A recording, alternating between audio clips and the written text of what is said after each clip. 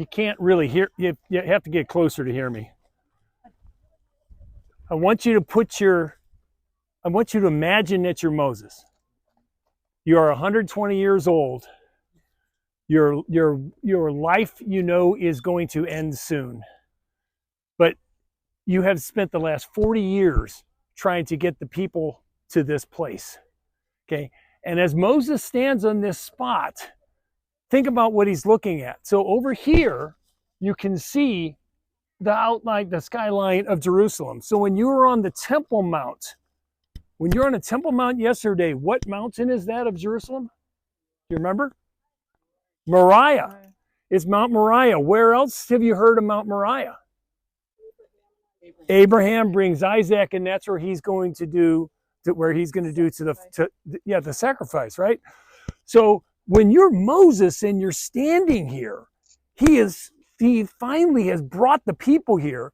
And I just think of the joy that he must have had, because he is looking and he is seeing Mount Moriah. He is seeing the land of Abraham, Isaac, and Jacob, the promised land that was promised to the people. And after 40 years, they have finally made it. So listen to the last chapter of Deuteronomy. Okay, this is chapter 34. Then Moses went up from the plains of Moab to Mount Nebo, to the top of Pisgah, which is opposite Jericho. So Jericho is right over there. Okay? And the Lord showed him all the land, Gilead as far as Dan, all of Naphtali, the land of Ephraim and Manasseh, all the land of Judea as far as the western sea. So the western sea would be what? The Mediterranean, right? Okay. Now we can't see the Mediterranean, but behind the mountains.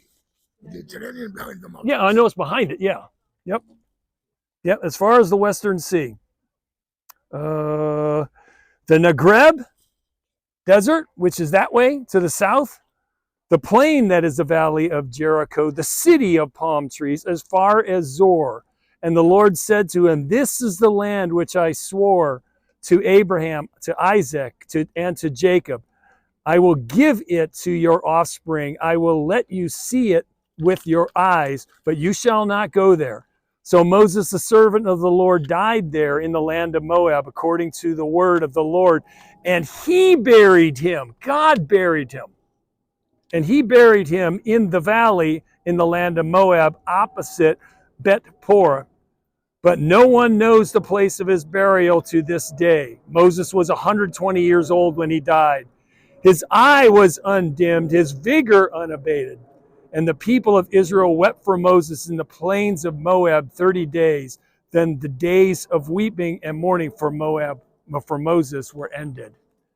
That's why this is such a tremendous sight, is because he knows he's not going to enter, but I can feel the joy that Moses must have had after this long journey as he literally looks at Mount Moriah, as he literally looks at the land that was promised to him, to Abraham, to Isaac, and to Jacob.